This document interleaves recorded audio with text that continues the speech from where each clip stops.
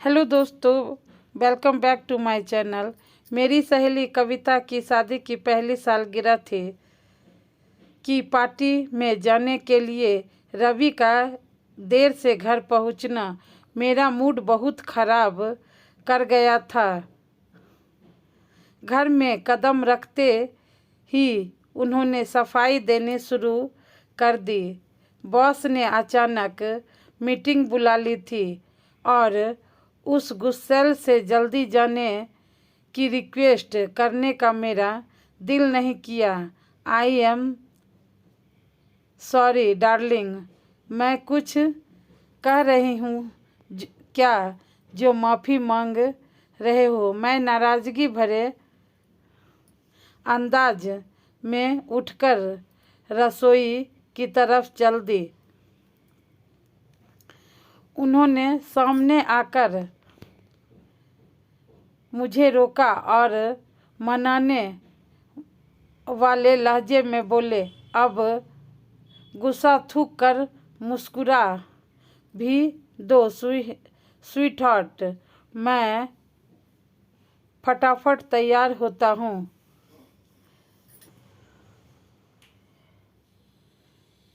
15 minute में निकल चलेंगे। मुझे इतनी देर से पार्टी में नहीं जाना है। प्लीज़ अब मूड ठीक कर भी लो यार। मैं ऑफिस में चल रही घटिया पॉलिटिक्स के कारण वैसे ही परेशान चल रहा हूँ और अगर ऊपर से घर में भी टेंशन बनी रहेगी तो मैं पक्का बीमार पड़ जाऊंगा। यह बात ठीक है कि आजकल उनके अपने बॉस से संबंध ठीक नहीं चल रहे हैं और इस कारण नौकरी बदलने की नौबत तक आ सकती है। उनकी परेशानी न बढ़ाने की खातिर मैंने बात को लंबा नहीं खींचा और बोली, ऑफिस की चिंता करने के साथ साथ कभी कभी मेरी खुशियों का भी ख्याल रखा करो।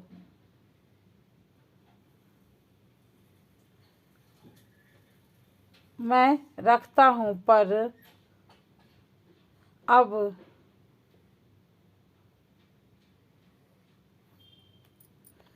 बैठे सच्चे बहाने बनाकर समय बर्बाद करने के बजाय जल्दी से तैयार हो जाओ।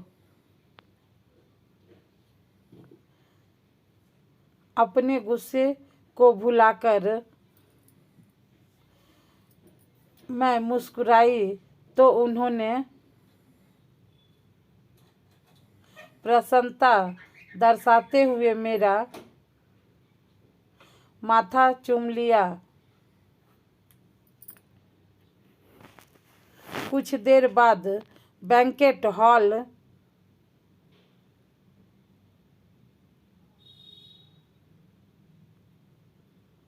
में कदम रखते ही मैं सारे गिले शिकवे भूलकर पार्टी का मज़ा लेने लगी। कोविड के बाद यह पहली बड़ी पार्टी थी जिसमें हम लोग शामिल हुए थे और मैं उस के पल पल को जी लेना चाहती थी। जो जानकार थे उनसे हंसी खुशी के साथ मिली। बड़े उत्साह से अपनी मनपसंद चीज़ें खाने की इच्छा जाहिर कर मैंने उनसे खूब भाग दौड़ कराई। उन्हें डांस करना ढंग से नहीं आता, इस बात की फिक्र किए बिना मैं हाथ पकड़ कर उन्हें जबरदस्ती डांस फ्लोर तक खींच ले गई। यार, उल्टा सीधा डांस कराकर मेरा जुलूस मत निकलवाया करो। व्यायाम करने के अंदाज में डांस करते हुए उनकी आवाज़ में खीज के भाव साफ झलक रहे थे।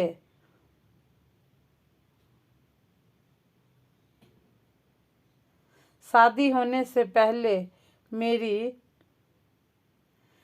खुशी की खातिर तुम डांस कर लेते थे, तो अब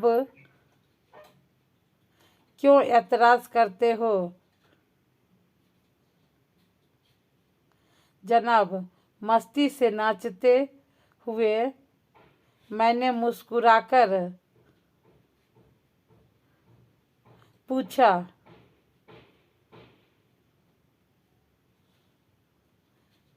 तब मैं तुम्हें नाराज करने की रिस्क नहीं ले सकता था।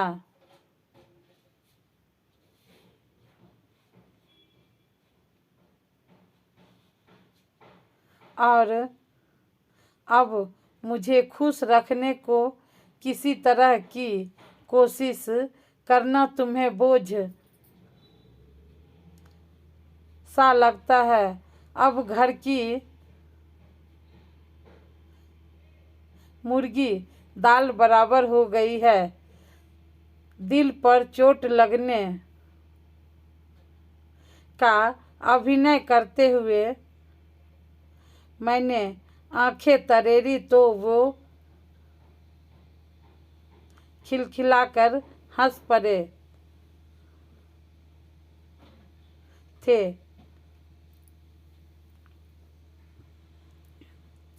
तुम गुस्से में भी बहुत प्यारी लगती हो।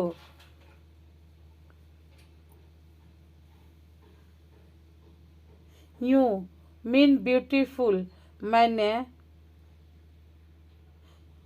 बड़ी अदा से पूछा। Yes, very beautiful. Thank you.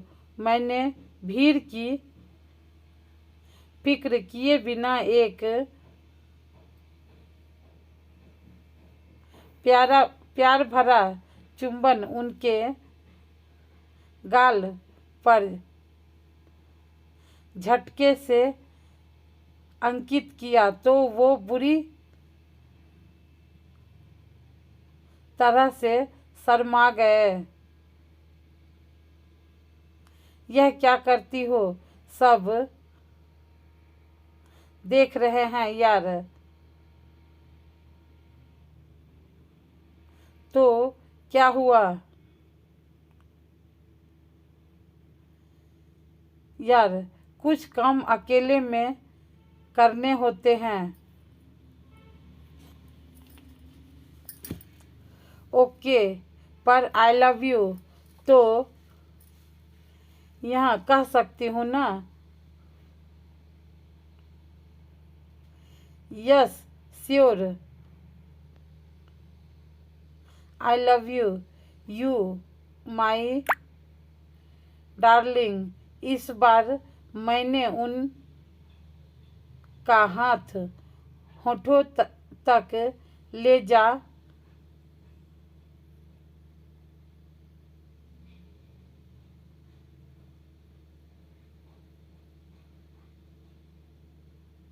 कर चूमा तो उनका चेहरा फूल सा खिल उठा। पगली, प्यार भरे अंदाज में उनके मुंह से निकले इस एक शब्द ने मेरे रोम रोम में मस्ती भर दी थी। मैं आज अपनी शादीशुदा जिंदगी में बहुत खुश और सुखी हूँ, पर शादी के बाद गुजरे पहले साल में हम दोनों की नासमझ के कारण हमारी विवाहित जिंदगी में बहुत कुछ गलत घटा था। वो बहुत जल्दी तरक्की करना चाहते हैं, यह तो मैं शादी होने से पहले भी समझती थी, पर शादी होने के बाद मुझे उनका अपने कैरियर के प्रति बहुत ज़्यादा सीरियस होना खलने लगा था। ऑफिस की एकदम से यादें एकदम से ताज़ा हो उठी थी। रवि एक घुटना जमीन पर टिकाते हुए मेरे सामने बैठे और बड़े रोमांटिक अंदाज में मेरे हाथ चूमकर मुझसे पूछा था कि मेरी जिंदगी में अपार खुशियां भरने के लिए क्या तुम मेरे साथ 7 फेरे लेने को तैयार हो। नीरू, मुझे उनकी आंखों में अपने लिए बहुत आकर वो अपनी मर्जी के खिलाफ कुछ करते तो हमारे बीच झगड़ा जरूर होता। तुम हमारे बीच बढ़ती अनबन की खबर मेरे मायके वालों को हुई तो वे सभी अपनी अपनी समझ के अनुसार मुझे समस्याओं का हल समझाते। मेरे मम्मी पापा के उन्हें समझाने से मेरे बात ज़्यादा बिगड़ती गई, क्योंकि रवि को का हमारी जिंदगी में दखल देना बिल्कुल पसंद नहीं आता।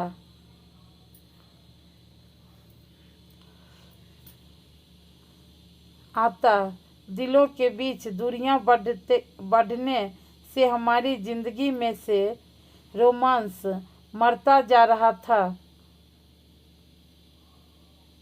सेक्स संबंध अधिकतर मशीनी से हो गए। मैं खुद को कभी कभी इतना ज़्यादा फंसा हुआ महसूस करती कि विवाहित जिंदगी बहुत बड़ा बोझ लगने लगती।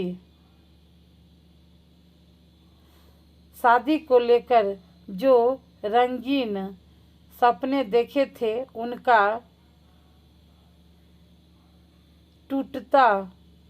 टूटना मेरे मन को बहुत अखरता। उनके व्यवहार और नजरिए में आए परिवर्तन को लेकर मेरी शिकायतें रोज रोज बढ़ती जाती थी। जब झगड़ा करने की ताकत अपने अंदर महसूस नहीं करती तो मैं लंबे समय के लिए उनसे बोलचाल बंद कर देती।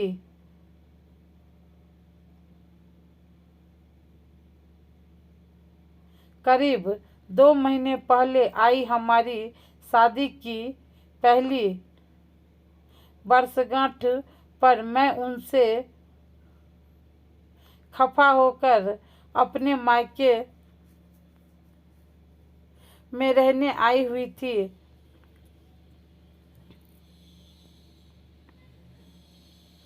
अपनी नाराजगी दिखाते हुए उस दिन जब शाम को मुझसे मिलने आए तो उनका भी चेहरा तना हुआ था। मम्मी पापा ने जोर डाल कर हम दोनों को बाहर घूमने भेज दिया। इत्तेफाक से हम उसी पार्क में घूमने पहुंचे जहां करीब 1.5 साल पहले उन्होंने शादी करने का प्रस्ताव मेरे सामने रखा था। पार्क में कदम रखते ही उस खास दिन की सुखद यादें मेरे परेशान मन में एकदम ताज़ा हो उठी थी।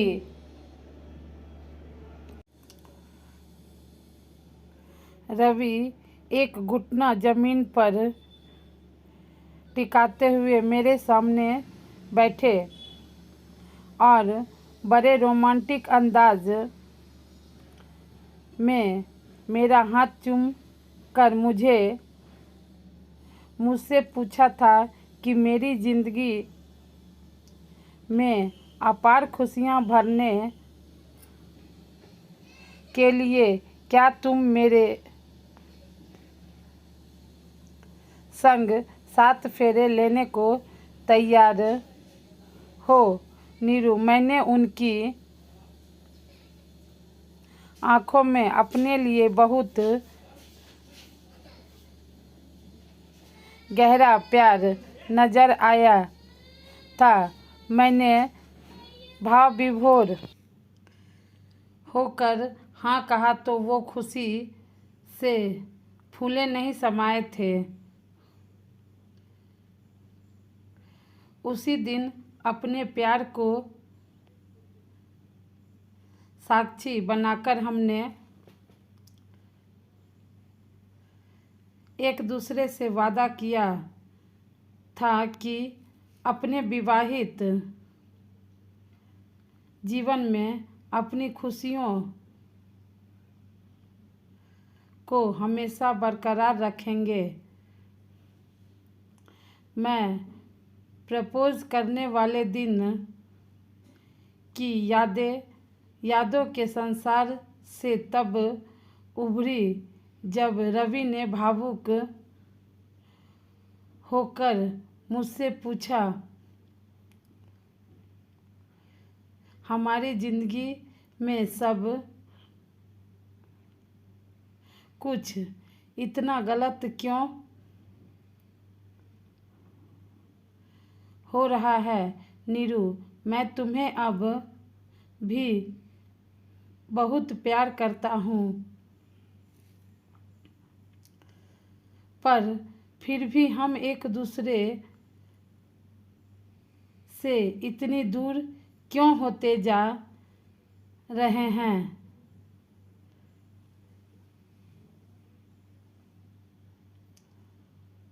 उनकी आंखों में छलक आए आंसुओं को देख कर मुझे तेज झटका लगा था। मैंने उनके सवाल का जवाब देने की कोशिश कई बार करी, पर मेरे मुंह से एक शब्द नहीं निकला।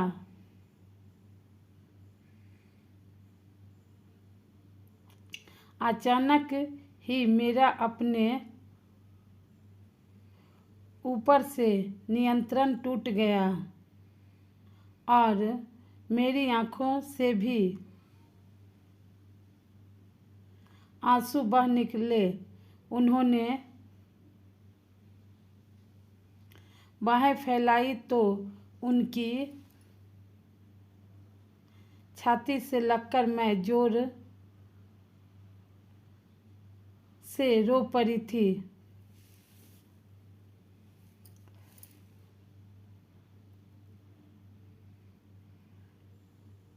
उनके आंसू पोंछते हुए मैंने उस समय मन ही मन यह महत्वपूर्ण संकल्प किया कि रवि के प्रति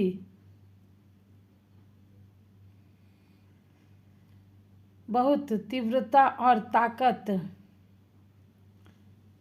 से उठ रहे खुशी और प्यार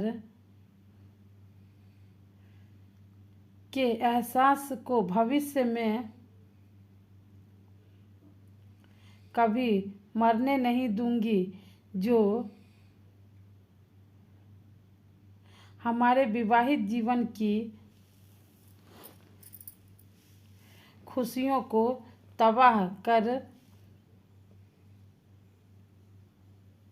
रहे थे। मैं भविष्य में उन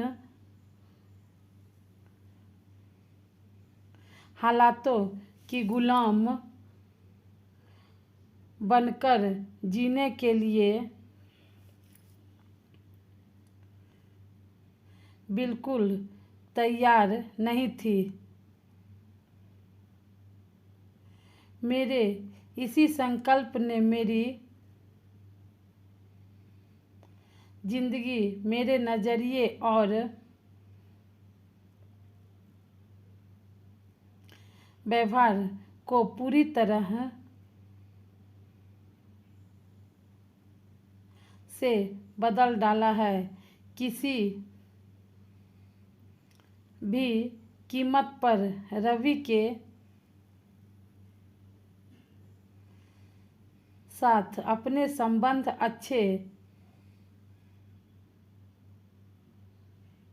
रखकर अपने विवाहित जीवन की खुशियों को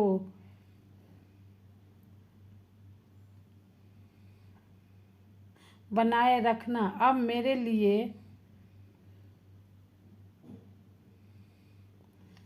बेहद महत्वपूर्ण हो गया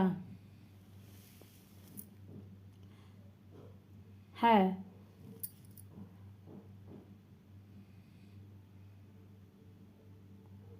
अब मुझे उनकी किसी बात या काम पर गुस्सा आता है तो उसे दिखाने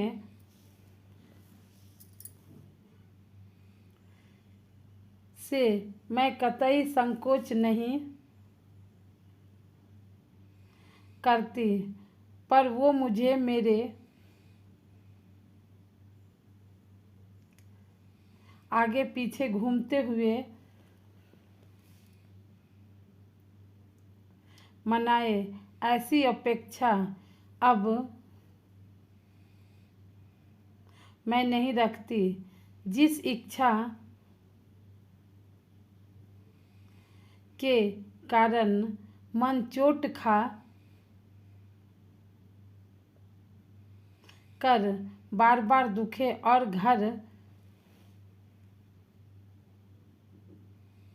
में टेंशन जन्मे, उसे मन में पालने से क्या फ़ायदा।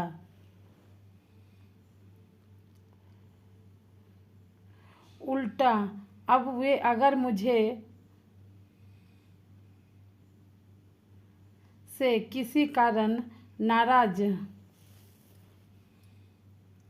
हो जाते हैं तो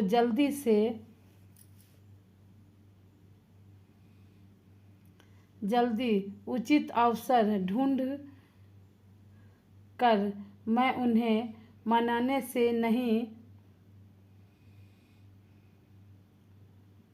चूकती। मुझे उनकी नाराजगी की फिक्र नहीं।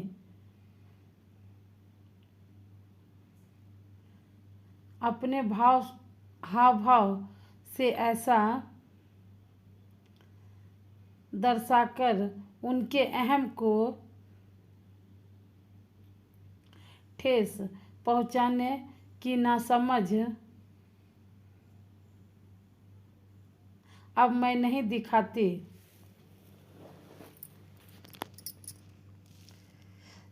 शिकायतें, नाराजगी और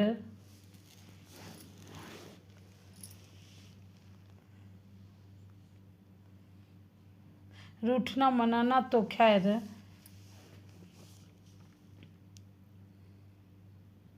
हमारी जिंदगी में हमेशा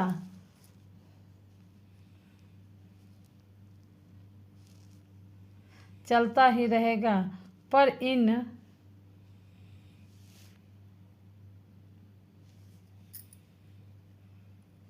सब के कारण अब मैं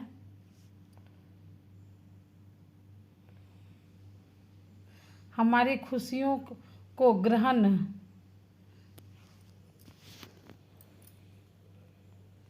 नहीं लगने देती हूँ। रवि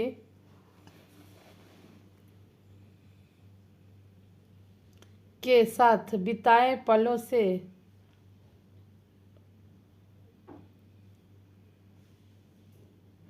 निकल रहे हर खट्टे मीठे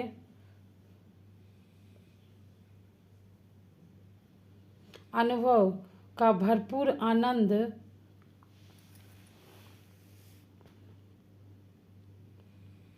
लेने से मुझे मेरी कोई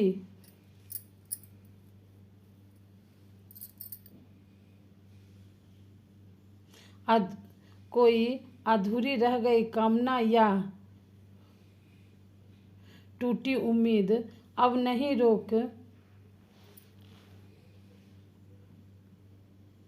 पाती है।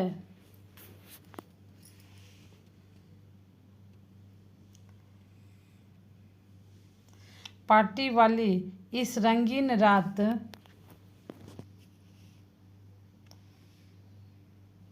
का भरपूर फायदा उठाने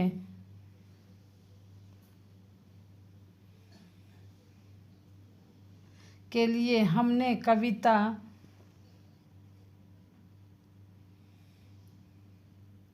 और उसके पति से जल्दी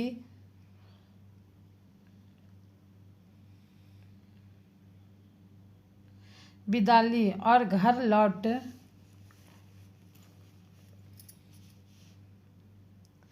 आए। रवि की आंखों में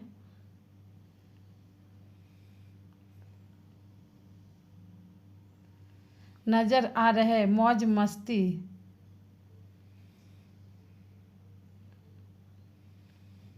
के भाव साफ कह रहे थे कि उस रात मेरे जल्दी सो जाने की कोई चांस नहीं थी। तो दोस्तों, आप लोगों को मेरी कहानी कैसी लगी तो कमेंट करके कमेंट बॉक्स में ज़रूर बताइएगा, और कहानी अच्छी लगी हो तो लाइक कर दीजिएगा, और इस कहानी को अपने फैमिली और फ्रेंड के साथ ज़रूर शेयर करिएगा। और जो भी चैनल पे मतलब मेरे चैनल पे नए होंगे तो चैनल को सब्सक्राइब करके बेल को प्रेस कर दीजिएगा, ताकि और जो भी मैं अच्छी कहानी आप लेकर के आऊँ तो उसका नोटिफिकेशन आप लोगों तक जल्दी पहुँचे। और अगर आप लोगों के पास भी अगर कोई ऐसी कहानी है जिससे पढ़ के लोगों को अच्छी शिक्षा मिल सके तो वो भी आप हमारे साथ ज़रूर शेयर करिएगा। थैंक्स फॉर वॉचिंग दोस्तों।